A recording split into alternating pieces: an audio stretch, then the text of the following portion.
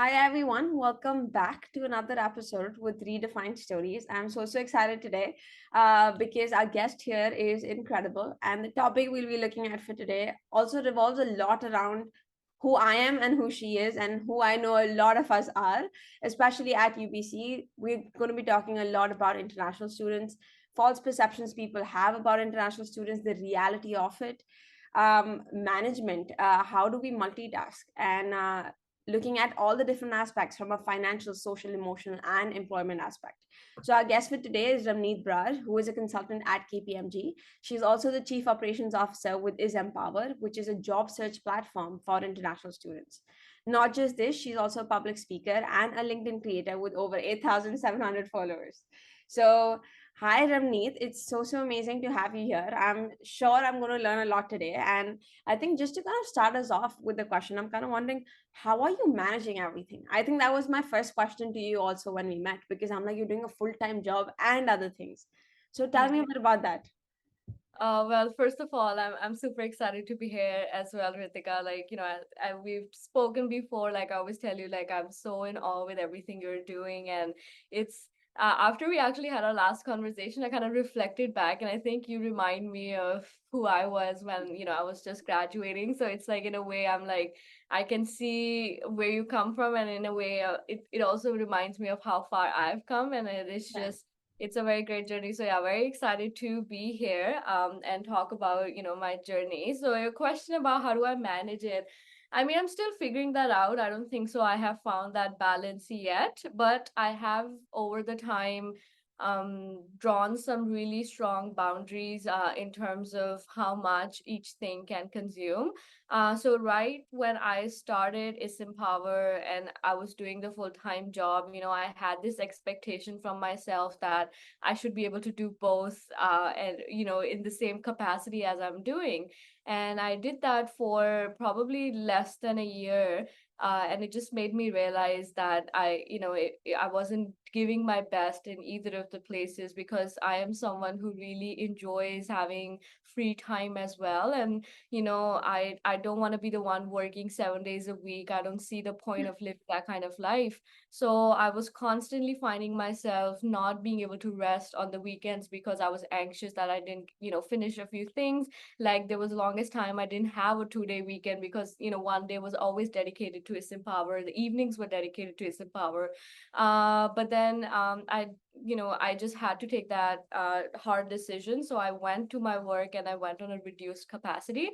So at KPMG, we can, choose a capacity limit. Of course, it comes with a pay cut, but I was okay doing that. So now I work 4 days a week. So I went on an 80% schedule. So I work 4 days a week, and that way I, free up that one day to dedicate that to Is Empower. And now I'm working 3 days a week at KPMG. So it's like over the time, as I said, I had to draw those boundaries to be able to justify myself in both the Yeah. places, and um, ultimately just not burn out myself in this process because it's a long process and I want to be able to enjoy it as much as I can. So this has really helped with LinkedIn and other things that I do. They're because they're not like an every week commitment. It's still better to manage it. Like, we are doing this speaking engagement right now, and if I have the engagement later, so I like those sporadic ones don't really bother me that much because it doesn't take so much time commitment. And I feel like if Yeah. anything, it re-energizes me. So I had to also take a step back and ask myself what re-energizes me the most. And when it comes to content creation and speaking, I these are things I can do purely out of passion, and I don't really need to prep a lot for it. So it's like it doesn't takes a lot of research before I can actually get to doing the work, versus Yeah. that's not the case with Empower, and that's not the case with my job. Like that, at that point, my brain needs an undivided attention over a long period of time. So to also to balance that in between and then start doing things that energizes me outside of all Yeah. of these things, of exercising, of going out, of stepping outside. And I think the bigger boundary that actually happens is mentally more than time.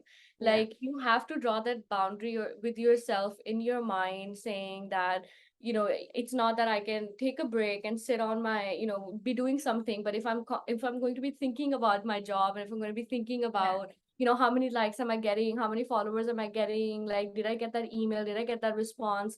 If you continue to do that, then you neither are you working and neither are you resting, so you're like in between. So I think I'm not a fan of doing multiple things at the same time. So that's what helps me a lot, is when I turn off my Yeah. work is turned off, and I do not think about it until I have to, open up my laptop again and plan for the next week. That's when I start thinking about it. And I have to tell myself that, I should be thinking about it when I am doing it. And if I'm going to start thinking about it earlier, then it's like Yeah. you're adding those hours mentally to the job you're doing. And hence you get more tired, because you don't think that you ever stopped working, because you were always Yeah. thinking about it. So yeah, I think that mental boundary is very, very important, to let yourself know that you've done enough, and now it's time for you to think about yourself and think about your life and think about things that make you happy, rather than thinking about what do I need to do next week, where am I lagging behind, Yeah.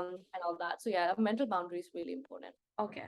And just kind of building on this, I'm also wondering, like just before this call, we were also talking about how, like the summer's almost over. And like you was speaking to how, like, you did not get any free time. And, you mentioned how, as someone who actually loves that free time, I Hmm. kind of wonder sometimes, like how do you ever then feel that, I wish I had like just free summers, no work at all? And whenever Hmm. you get those feelings, how do you work around it? Because I know if you succumb to those feelings, there could be consequences. And I Yeah. know if you don't succumb to those feelings, that's when I think the person's actually growing, because you're kind of pushing yourself, or at Hmm. least that's what everyone thinks and I think. Do you Yeah. think the same way? And if so, how do you kind of move around that? Hmm. No, that's actually a really great question, and that why I feel like I'd love to have these conversations with you. Um, it's I think is ultimately figuring out what cost comes with the decision you're making, and being okay with that cost. Why I say that is, you can succumb to the feelings of wanting to have a free summer, and that's absolutely right too. And if that is something that is the right decision for you at that moment, you should take that. Because I'll tell you why. Like last summer, Yeah. right before, I think it was towards the end of April, and April is when my busy season at my tax job gets over. So this is a time of high intensity. We are working around 70 hours a week, so it's like you have time for nothing else but that. But that's like what we do intense for 2 months, and after that our summers is we go on a 7-day work schedule, so it's very relaxed. So once I finished that, I realized I was just so at the point of being burnt out, that nothing was making any sense anymore. I wasn't enjoying either Yeah. speaking, or I wasn't enjoying my work. I wasn't enjoying is Empower. So that's when I realized, okay, the cost of staying and continuing this is much higher than me actually stopping, because Yeah. I was doing more, I was performing at the level that I am not okay with, and I was not being able to give my 100%, and neither I was producing any value. So I'm like, might as well just not do it. So I think that's when I had to really make that decision, and I went on a 1 month sabbatical. So I took complete off from my work, from everything. I just spent that time in Toronto, and then I decided to travel a bit to Alberta and Vancouver. And when I came back, I actually was, very re-energized, and I gave my best for the rest of the weeks. So that's when I said, like, I was okay with that cost, Yeah. because the cost of staying there was much higher. When it comes to this summer, and in general, as I was telling you before, like, I feel like I'm not getting any time for my life. Um, but at this point, my cost of not doing that is much higher. Ism Power is at a stage when it's growing. We are getting momentum. We are getting the clients we need. Yeah. We're in the middle of fundraising, so I know at this point, it's required out of me to dedicate myself to this. And if Yeah. that comes with a cost of me not being able to travel, or me not being able to take extensive time off, I'm okay with it, because one, I know it's not permanent. Like, that's not Yeah. my my ideology that I'm going to be doing this for the rest of my life. I know it's just a period, Yeah. and I have to strive myself through your period, because as you said, like, it's that mental strength of not caving into this feeling either, Yeah. of not thinking about how others are traveling and how everybody I know is living a much easier life. And of course, those things come to my mind. It was actually yesterday I was Same. talking to my friend, and I was like, sometimes I think, am I stupid? Like, am I stupid to let go of a career which is so stable, which is so easy? Like, now I've been with my tax career consulting. I've been doing consulting for 5 years, and at this Yeah. point now, I have a grasp of everything. I know my clients are, I know what it demands out of me. Yeah. I know how to manage my year and how to plan my year. So I was like, am I stupid to just let all of that go and now go into this zone when again I have to give more, because there is no boss here. Like, I am Yeah. technically the boss, and the success of the business rides on how much time I can put in. So Yeah. those doubts always come to your mind, but ultimately, as I said, you have to be the one asking yourself what that cost is, and you have to be okay with that cost. And I see that in every decision of my life, even if it's about any personal decision, if it's about, choosing a hobby, or putting my money somewhere, or, making any decision, I always look at the outcome and I have to take that responsibility. I think that's where the biggest disconnect happens with, like, every professional or people in general I see, is we make decision based on what we think is right at this moment, but we don't want to take the ownership of the outcome and the cost that comes with it, because we kind of want it all, and you Yeah. can't have it all. And I think that's one thing I've accepted in my life, is I can't have it all. I have to, at this point, make that decision. But then at the same time, as I said, like, when I do switch off my work, when I do log off at 6 p.m., after that, I do not think about it. I do things that I like. I step outside, I go meet my friends. I always make sure, I'm carving out the time to see people. I'm carving out the Yeah. time to, talk to my family back home. And I love cooking, so I always make sure that I find that 1 hour or 2 hour on a weekend where I cook, I feed people, and it makes me happy. So, taking your rest very seriously, Yeah. and also putting in as much effort into things outside of your business that makes you happy actually does energizes you, and ultimately makes you okay having that cost, because it's not like I've put my life on pause. It's just I have prioritized it in a way Yeah. that, traveling is going to come at very later stage, and I'm okay with it, and I've made my peace with it. But seeing people and feeling that FOMO is just human nature, and I let myself have that feeling, and that feeling passes away, because ultimately I'm very grounded in my decision and I've thought it through. And I think that gives me that confidence in taking up that cost. Yeah, no, definitely. Wow. Definitely really inspiring. I was also kind of wondering is like, since we are discussing, like, how you mentioned now when you started is Empower and KPMG, over time you kind of started reducing your workday or how Mhm. much time you were putting into KPMG. So I'm Yeah. wondering, do you think that in any way has had any sort of, I don't want to say repercussions as the term that I use, but any sort of like conceptions that people maybe at KPMG might have started having about you, any complications whereby, maybe you're less invested than others because you have that option B. Yeah. Do you feel like people feel like that? Mm-hmm.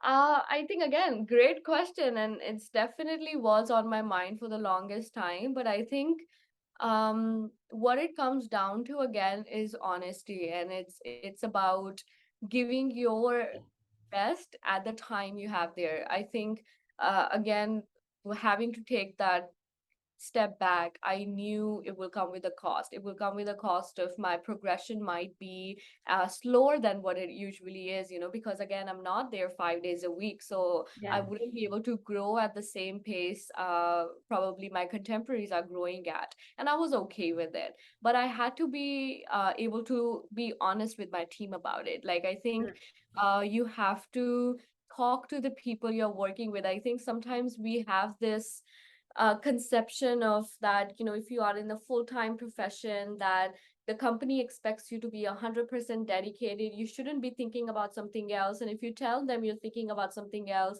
then that will be at your disadvantage. But I think hiding it is what is at your disadvantage, because now employers know, everybody has passions outside of work. Yeah. Everybody has things that they want to build, and careers are not no longer your forever careers. We don't think about it the same way. Before, people would start a career and be in it for 30 years, but now it's there are actually statistics that people change their careers about 6 or 7 times in their lifetime, in on an average. So I think your bosses understand that ultimately you have to be able to convey to them. So what I did personally was I had that conversation with not just my performance manager, but my team leaders as well. So I had different conversation with all of them. I let them know what exactly I am doing, what commitment does that take, how much of my time am I committing to that motive, and ultimately why I need to draw that boundaries. And I think they respect that more than me. As I said before, when I was trying to do both of the things, I wasn't able to give my 100% to my job either, because there were other things on my mind. And if I am trying to build a business, Yeah. it will come out of somewhere. Yeah. You only have a limited amount of time and also limited amount of brain power, and consulting is a lot of brain power. You have to be on your toes, and you have to be able to use these technical terms. And I work in tax, it's much more technical, it's almost like law. So like you have to be able to perform at your best all the time. So Yeah. they understood that, and they saw me struggling before. I've always maintained a very honest and open relationship with people in my team, and I've been blessed to have a team who listens. I know for a fact it's a privilege, and no, but not everyone has that. And I think that's where I'm very aware, as I said, of the opportunities I have, and I better make sure that I am justifying that, because I'm in such a privileged position. My team absolutely is on, like, is 100% supportive. So when I was able to confront and I told them, they understood and they accepted that. So I think then it just becomes on you to, again, to be okay with that decision. I think a lot of Yeah. times when we ourselves are not being honest with us and the team, then you will end up making mistakes. And then when everybody makes mistake, but then you have to see, are you making that mistake because you weren't attentive, or is it just a human error? And human Yeah. error happens all the time. And what you can do to make it better and avoid it to ever do in the future. So I think the honesty really helped me. And also, for the again, the fact is that I'm grounded in my decision, and I accepted my decision 100%. So I Yeah. have to accept the cost it will come with, and all I can do is be honest, and give myself, for the period of time I'm there, try my best to be the best in that time. And uh, ultimately your career and anything you do is yours. Like, you're working with a company, it's a transaction. You don't owe them anything, and they don't owe you anything. But at the same time, all you work for each other, and they provide you opportunities, and you give your best to fulfill that opportunity. And as long as that is done with pure honesty, you don't have anything to fear about, because you are the one who's going to decide uh, how you design your career, and you are the one who's going to live with it. So if you're not going to be happy making that decision, and if you're not going to be honest making that decision, then everybody else is going to take that energy from you. Yeah. So it just comes down to yourself, honestly. Like, everybody else accepts once you have accepted it. But if you haven't accepted it, any tiny um sign somebody else shows of doubt, you're gonna make it as it's like a elephant out of a mole. Like, you're gonna be like, oh yeah,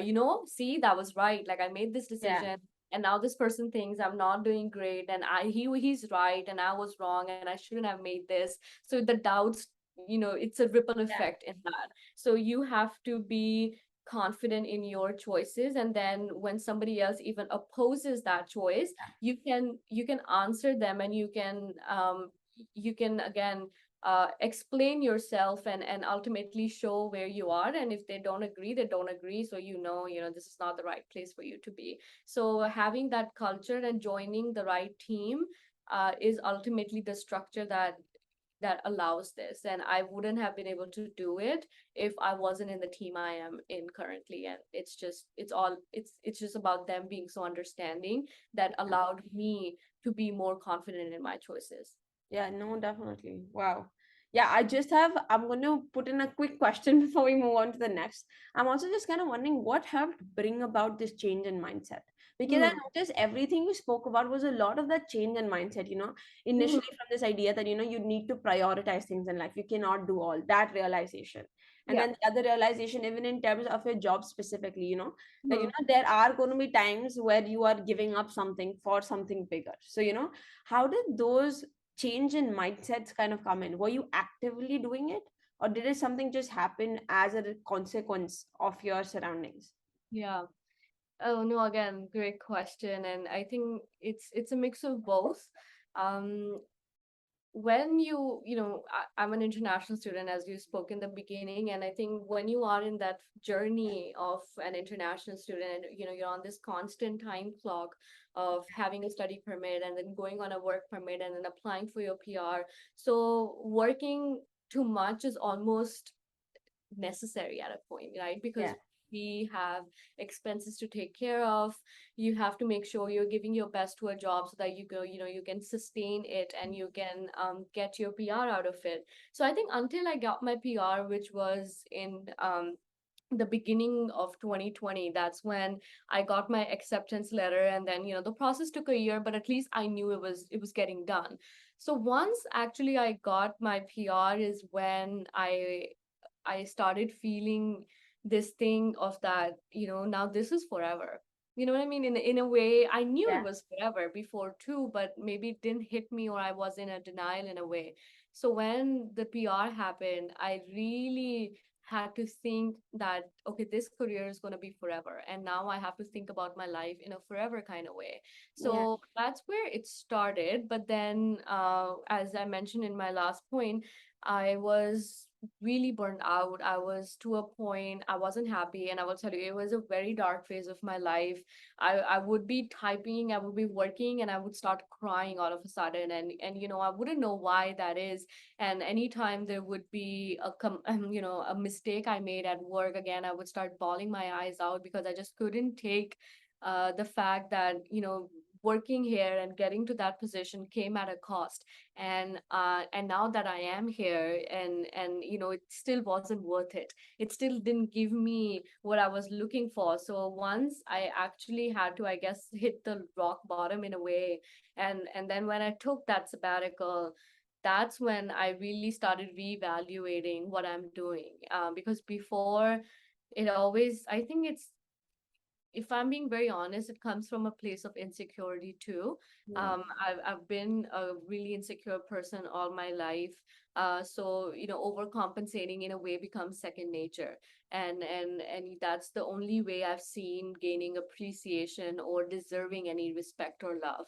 yeah, So that had a big impact on the way I acted in my career and how I overextended myself with, LinkedIn and content creation. And then, the moment I got a little bit free time, I took on Power because again, yeah, I just keep on doing more and more and more until it was just not worth it anymore. And I wasn't giving my best at my work. And it made me realize that all the time and money I've dedicated into building a career is going to go, all of that is not going to be working if I am not okay mentally. And if I'm not okay mentally, the kind of things I do requires a lot of undivided attention and requires a lot of face time with clients. So ultimately, that is going to translate. So once I was able to take that step back and I stopped doing everything, I think that's when I started again reminding myself of how much I value my free time and how much doing things outside of my job gives me so much joy. So I think it was that shift in perspective of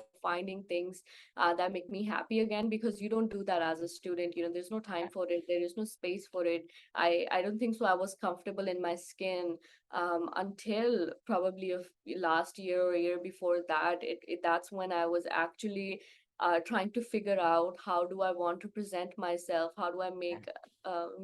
make peace with my insecurities and the imposter syndrome I feel. And then I actually went through therapy as well, so I think that really helped, having to have this person tell me. Actually, it's so funny, I was talking about this, and in my head it registers I'm either winning or I'm losing. There's no status quo, so there's nothing else. Just continue to do that Yeah. work. For me, like, I need to keep winning something, keep Yeah. moving ahead, going for that promotion, going for that next thing, Yeah. or else I'm losing in my life. and Yeah. and my therapist asked me, was like, so what is that point, right? What is that point that you're trying to get to where you'll allow yourself to be happy? And I had no answer to it, because there is no point. Yeah. I used to think it was when I would get a senior tax consultant position. I got to that and I started running for manager right away. Then I thought maybe it would be building business, and I started building my business, and then I want to do other things right away. I started creating TikToks, and then I was like, okay, I'll do LinkedIn as well, and I'll do LinkedIn lives as well. So it was always, I kept pushing that goalpost.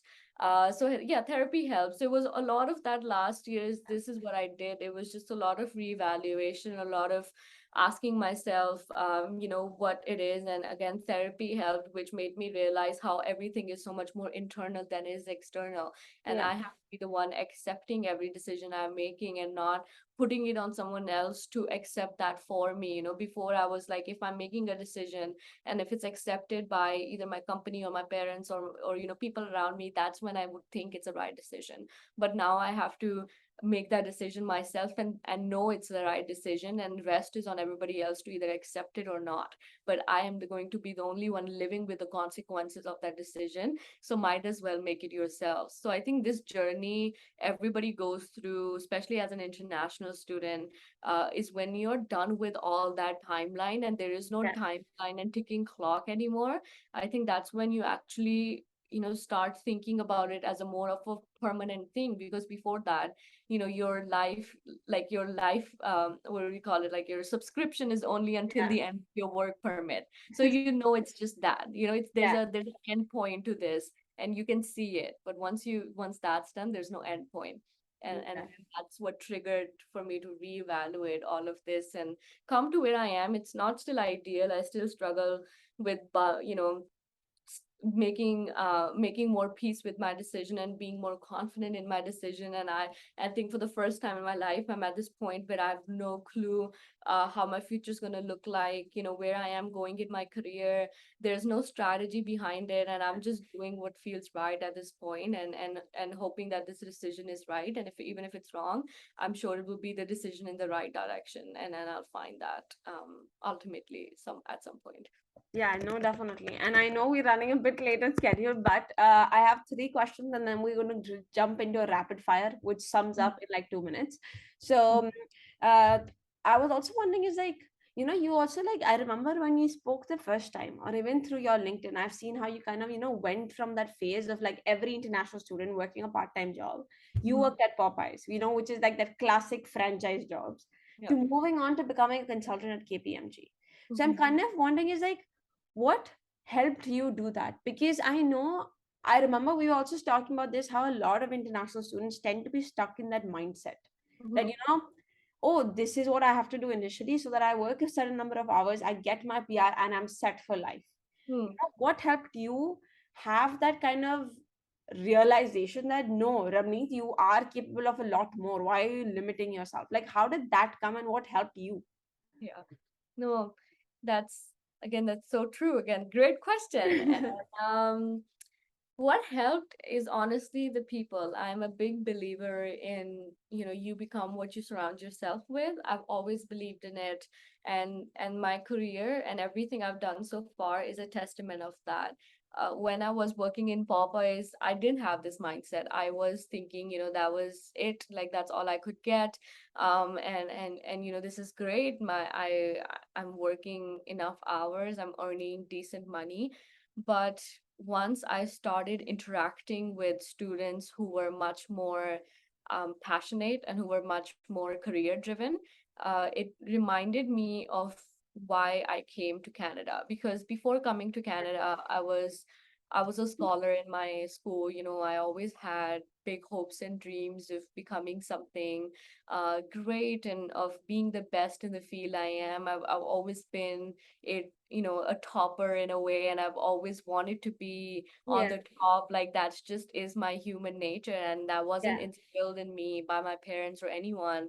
I have been like that since kindergarten and as far as I can remember. So I've always been that leader and Yeah. that passionate, career driven person. But then when you move here, that's not on your mind. There's just way too much to deal with. I Yeah. was going through a phase when, personally it wasn't great. I wasn't I was feeling homesick. And it's just I didn't know who I was in this new country and in this new Yeah. space. It was almost like reinventing yourself and finding how to fit in a place where nothing else is common. Back home, people speak the same language. You've all grown up in somewhat of a similar upbringing in a similar neighborhood.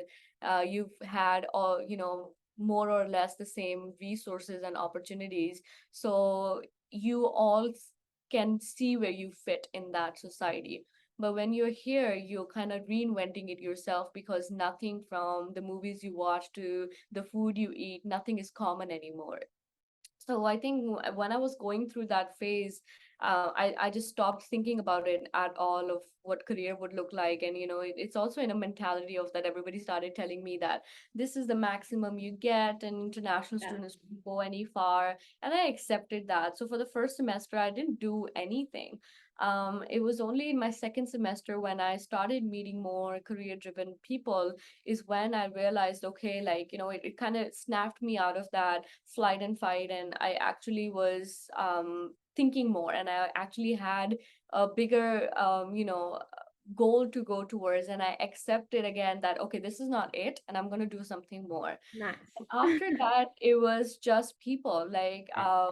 I met one of my best friends in college, and she was the one who pushed me to apply to KPMG. I wasn't even going to apply because I thought I would never get it, and thank God she did, because my career happened because of that. And then I Yeah. met a professor who helped me prepare for this job. And then somebody else I met was the one who told me about the opening in my on-campus job, and I got that. Because of that job, I got my RBC job, and with RBC job helped me get my KPMG. And then I said Yeah. my professor helped me prepare for it.